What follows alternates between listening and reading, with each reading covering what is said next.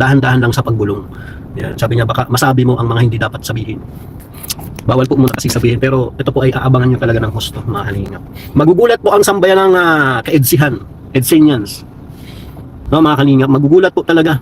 Ang matinding bulong para sa matinding kaganapan sa 18th birthday ni Viancy planado na. Papa Eds, may sabuatang mangyayari. Grabe ang pasabog mga kalingap. Yan po ang ating pag-uusapan ngayon. Isang magandang araw at gabi sa inyong lahat saan mang sulok ng mundo. Special shout out sa mga Eds supporters. Special shout out din po kay Madam LB Gilbert from Australia, Madam Maribel Canya Lumbayan from Iloilo, kay Madam Evangeline Toledo from Nueva Vizcaya. Shoutout din po kay Madam Pinay Aguilar at kay Madam Emilita Sumaco. Special shoutout po sa inyong lahat. Mega love. Shoutout naman sa mga ka-member ko po sa Karepa, Kalingap Reactor Partner.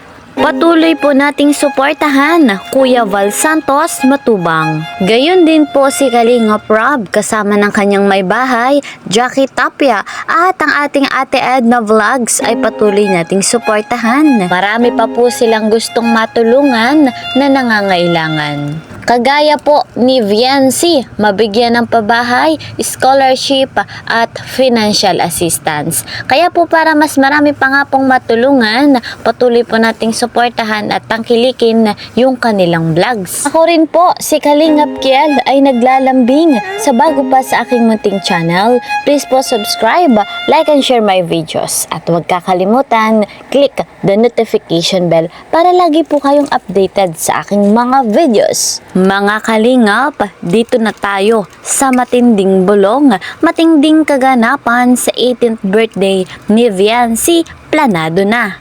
Papa Eds, may sabuatang mangyayari. Atid natin mga kalingap, ngayong September na darating, 18th birthday na ni Baby Viancy. Ilang buwan na nga lamang po. Eto po guys mga kalingap, ang pinaka iniingatang bulong ni Red Zane Vlog.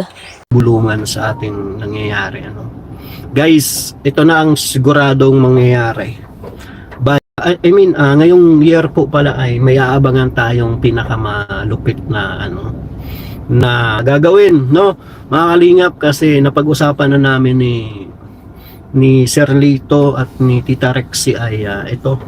Naka-excite pati po ako, na-excite talaga. Minsan lang ako ma-excite ng ganito, pero grabe, guys. No? Grabe talaga ito ang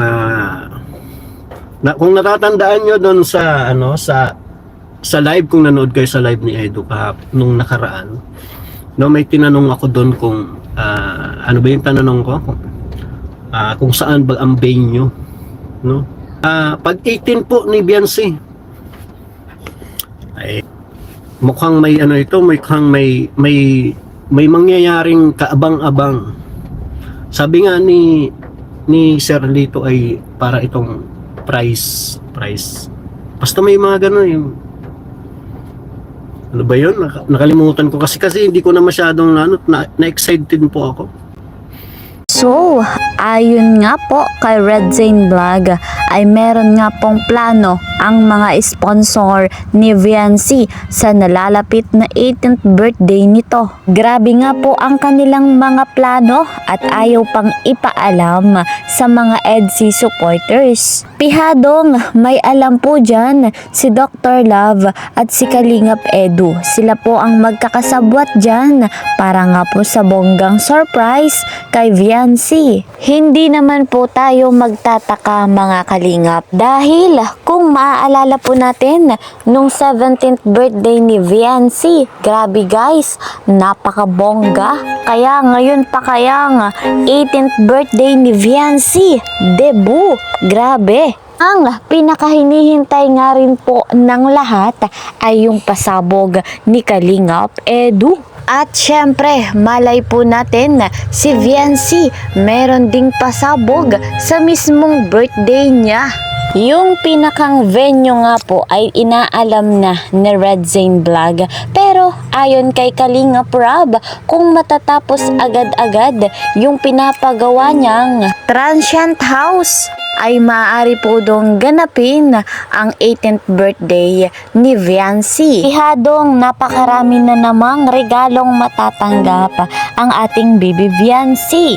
Deserve naman po nung bata yung mga blessing, yung mga regalong kanyang natatanggap. Gayon din ng kanyang buong pamilya. Ang kagandahan nga po kay Viancy ay hindi po lumalaki yung ulo, stay humble kumbaga. Lalo na nga po ngayon, pinagpala nga po ng napakagandang mansyon. Ang pinakahinihintay ng lahat, ang ribbon cutting. Nailipat na nga po nila yung kanilang mga gamit sa bago nilang bahay. At sila nga po ay namimili na rin ng mga kulang panggamit sa kanilang bahay. Grabe talaga yung mga dumating na blessing sa bahay ni Viancy. Lahat ng mga kagamitang mamahalin ay nagmula po sa mga bigating sponsor.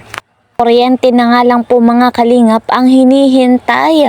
Baka po ngayon o bukas ay maitatakib na. Hintay-hintay lamang po tayo sa anunsyo ng ating Kalingap Rab kung kailan po talaga yung ribbon cutting, at hindi na po yan magtatagal. Bago matapos tong Marso, tiyak na matutuloy na ang ribbon cutting sa bahay ni Viancy. Sa sobrang ganda ng bahay ni Viancy, sa napakagandang hagdan, ay pwede rin pong ipagdiriwang yung kanyang kaarawan doon. Imagine natin mga kalingap, nakagown si Viancy habang bumababa po sa hagdan. Ay wow, grabe, habang nakaabang naman sa baba si Papa Eds. Bongga mga kalingap. Sobra po talagang nakaka-excite ang 18th birthday, ang debut ni Viancy. Siyempre, expected natin na maraming bisita, maraming pagkain, maraming regalo, at siyempre, ang pinakahinihintay po natin, yung pasabog ni Kalingap Edu.